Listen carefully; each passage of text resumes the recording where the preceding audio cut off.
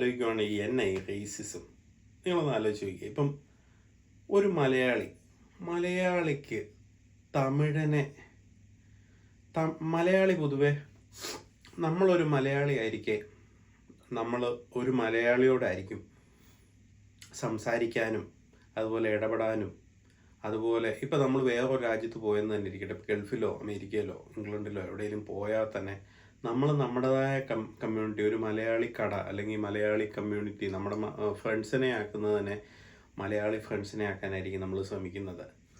അതിൻ്റെ കാരണം ഒരുപക്ഷെ നമുക്ക് കമ്മ്യൂണിക്കേറ്റ് ചെയ്യാൻ ഈസി, നമുക്ക് നമ്മുടെ ടോപ്പിക്കുകൾ കുറച്ചുകൂടെ സിമിലർ ആയിരിക്കും. നമുക്ക് വർത്തമാനം പറയാനാണെന്നുണ്ടെങ്കിൽ കോമൺ ടോപ്പിക്കുകൾ കാണും.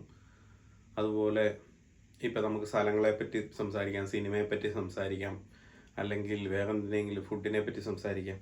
എല്ലാം നമുക്ക് കോമൺ ആയി. ഇപ്പം ഞാൻ പറയുന്ന ആ വ്യക്തിക്കും ആ വ്യക്തി പറയുന്നത് എനിക്കും വ്യക്തമായിട്ട് മനസ്സിലാകും. അതുകൊണ്ടായിരിക്കാം നമ്മൾ നമ്മുടെ കമ്മ്യൂണിറ്റിയിലുള്ള ആൾക്കാരുമായിട്ട് കുറച്ചുകൂടെ അടുപ്പം. ഇപ്പോൾ ഒരു ബംഗാളിയോടോ ഒരു തമിഴനോടോ അല്ലെങ്കിൽ ഒരു ഗുജറാത്തിയോടോ നമുക്ക് അത്ര ഒരു ഫ്രീഡം തോന്നില്ല. ഒന്നാമത് ലാംഗ്വേജ് ബാരിയർ ഉണ്ട്, പിന്നെ ഫുഡ് വ്യത്യാസം, സ്ഥലങ്ങൾ വ്യത്യാസം, കൾച്ചർ വ്യത്യാസം. ഇന്ത്യയിൽ തന്നെ എന്തോരം കൾച്ചറുകളുണ്ടല്ലേ.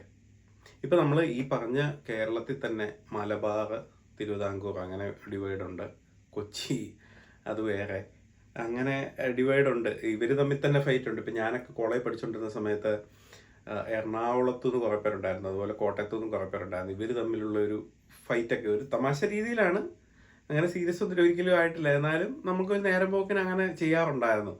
അപ്പം അങ്ങനെ ഒരു കുഞ്ഞ് കേരളത്തിലെ തന്നെ രണ്ട് സ്ഥലങ്ങൾ തമ്മിൽ തന്നെ അത്രയും എന്താ പറയുന്നത്, നമുക്കൊരു വ്യത്യാസം നമ്മുടേതല്ല, വേറൊന്നാണ്. അയാളുടെ സ്ലാങ് വ്യത്യാസം, അയാളുടെ രീതികൾ വ്യത്യാസം, ഫുഡ് വ്യത്യാസം, കൾച്ചർ വ്യത്യാസം എന്നൊക്കെ നമ്മൾ അത്രയും ഒരു ചെറിയ സ്ഥലത്തു നിന്ന് വരെ വ്യത്യാസങ്ങളുണ്ട്. അപ്പം നമ്മളൊന്ന് ആലോചിക്കുക, വേറൊരു രാജ്യം, വേറെ തന്നെ ഒരു എവല്യൂഷനിൽ തന്നെ നമ്മൾ രണ്ട് എവല്യൂഷനിൽ ഇപ്പം സായിപ്പ്മാരൊക്കെ ആയിട്ടാണെന്നുണ്ടെങ്കിൽ നമ്മൾ എത്രയോ വർഷത്തെ വ്യത്യാസമുണ്ട്. അതായത് ചിലപ്പം 10,000-15,000 വർഷം മുന്നേ വല്ല കോമൺ ആൻസിസ്റ്റേഴ്സ് ഉണ്ടെങ്കിലേ ഉള്ളൂ. അത്രയും വർഷത്തെ മുന്നത്തെ ഒരു ബ്രാഞ്ച് വേർപെട്ട് പോയതാണ് ഈ സായിപ്പ്മാർ അല്ലെങ്കിൽ ആഫ്രിക്കൻസൊക്കെ.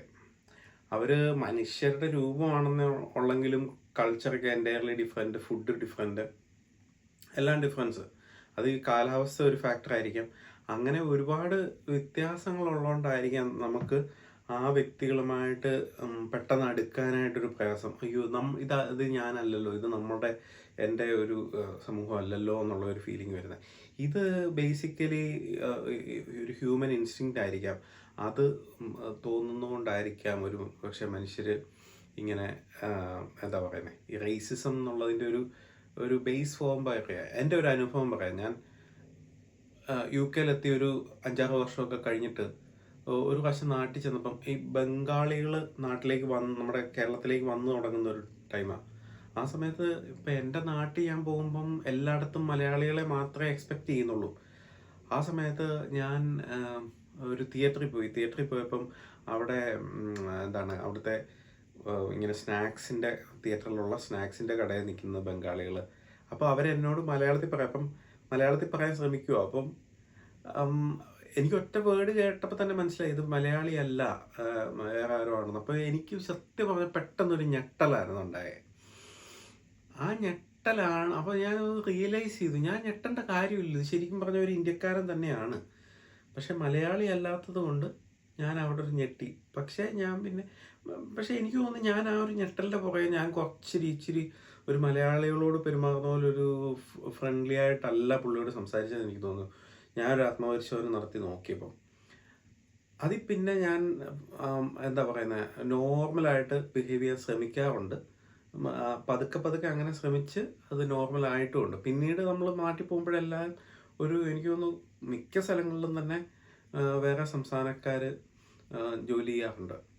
ഇപ്പം മുടി വെട്ടുന്ന സ്ഥലങ്ങളിലും അല്ലെങ്കിൽ ഷോപ്പുകളിലും ഒക്കെ കാണാറുണ്ട്. ഇപ്പം ഞങ്ങളൊരു പ്രാവശ്യം ഹൗസ് ബോട്ട് എടുത്ത് പോയ സമയത്ത് അവിടുത്തെ കുക്ക് വരെ വേറൊരു സംസ്ഥാനക്കാരനായിരുന്നു. അപ്പം ഇപ്പോൾ ഉള്ള ഒരു ചെറിയ ഞങ്ങൾ നോട്ടീസ് ചെയ്തതെന്ന് വെച്ച് കഴിഞ്ഞാൽ നമ്മുടെ മലയാളികൾ ഉണ്ടാക്കുന്ന ഒരു ടേസ്റ്റോ അല്ലെങ്കിൽ അങ്ങനത്തെ ഒരു രീതിയിലല്ല അവരുണ്ടാക്കുന്നത്. സെയിം ഇപ്പോൾ ഒരു പഴംപൊരിയൊക്കെ ആണെങ്കിൽ തന്നെ വേറെ എന്തോ ഒരു രീതിയിലാക്കി നമുക്ക് ടേസ്റ്റൊക്കെ വ്യത്യാസം വന്നു.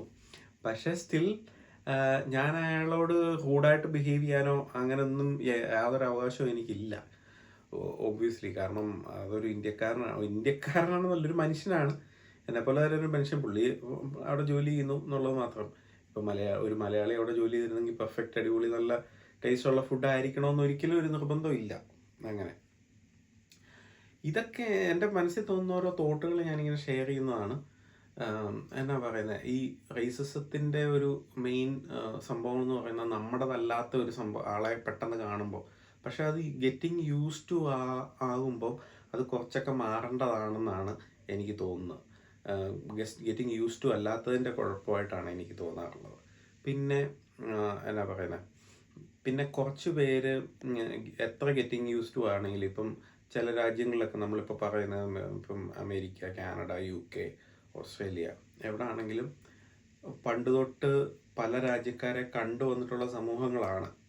പെട്ടെന്ന് ഇതുപോലൊരു ഞെട്ടലിൻ്റെ ആവശ്യം അവർക്ക് ഇല്ലാത്തതാണ്. എന്നാൽ പോലും ചിലരുടെ ചിന്താഗതികൾ ഒരിക്കലും അത് ഇങ്ങനെ എക്സ്ട്രീമായിട്ട് തുടരാൻ ചാൻസ് ഉണ്ട്. ആ ഒരു ചിന്താഗതിയുടെ വ്യത്യാസമാണെന്ന് എനിക്ക് തോന്നാറുണ്ട്. നമ്മൾ ഇപ്പം ഞാൻ എന്താ വേറെ സംസ്ഥാനക്കാരനെ ഞാൻ കണ്ടപ്പോൾ എനിക്ക് ഞെട്ടലുണ്ടായി. അത് കഴിഞ്ഞ് ഞാൻ സ്വയം ചിന്തിച്ചത് കൊണ്ടാണ് എനിക്ക് വേറെ ഒരു രീതിയിൽ അതിനെ എടുക്കാൻ പറ്റിയത്. പക്ഷെ അത് ചിന്തിക്കാതെ ഇവൻ പ്രശ്നക്കാരനാണ്, ഇവനെ പറ്റത്തില്ല, ഇവൻ എനിക്ക് ഒരു ഭീഷണിയാണെന്ന് എനിക്ക് എവിടെ തോന്നി തുടങ്ങുന്നോ അന്ന് ഞാൻ പിന്നെ അവനെ ഒരു എൻ്റെ ആളെ അല്ലാത്ത, ഇവൻ ഇവിടെ നിൽക്കേണ്ടവനല്ലാത്ത രീതിയിൽ ഞാൻ അവനോട് ബിഹേവ് ചെയ്യാൻ തുടങ്ങിയേക്കാം. ഇതൊക്കെയാണ് ഞാൻ ചുമ്മാ കുറച്ച് തോട്ടുകൾ ഷെയർ ചെയ്തെന്നേ ഉള്ളൂ. Okay, thank you.